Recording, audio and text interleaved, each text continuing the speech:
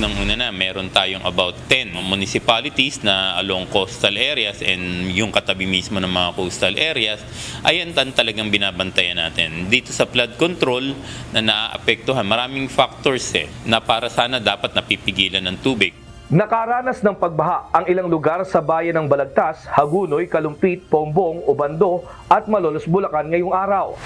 Sa tala ng Bulacan PD-RRMO, epekto ito ng high tide sa mga coastal areas na umabot ng 4.17 feet ang taas na sinabayan pa ng mga pagulan, kasunod ng itinaas na yellow rainfall warning sa lalawigan kaninang umaga. Ayon sa Department Head ng Bulacan PD-RRMO na si Manuel Lucban, minomonitor nila sa Emergency Operations Center hindi lamang ang pagtaas ng tubig bunsod ng high tide, kundi maging ang status ng Angat River. Ito ay matapos na mag-overflow ang Ipo Dam at ang Bustos Dam na epekto ng nasirang rubber gate.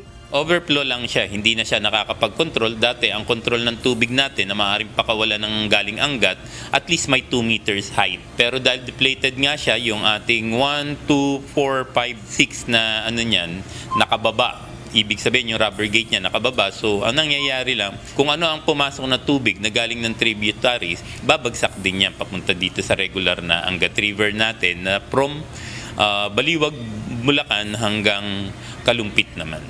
Samantala, ayon kay Lucban, isa rin sa mga dahilan ng mabilis na pagbaha sa mga coastal areas at sa Karatig Bayan ay ang mga natenga at nawawalang flood control project. Dagdag pa niya, malaking tulong sana para mapigilan ang baha sa mga barangay kung tinapos na maayos ang mga naturang proyekto.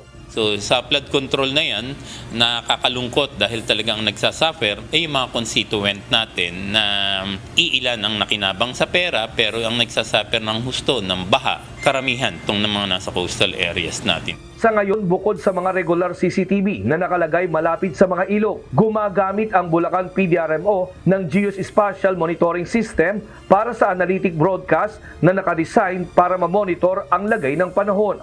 Sa tulong nito, mabilis na malalaman kung may namumuong bagyo o sama ng panahon na makatutulong para mas mapaghandaan ang mga pagbaha sa lalawigan.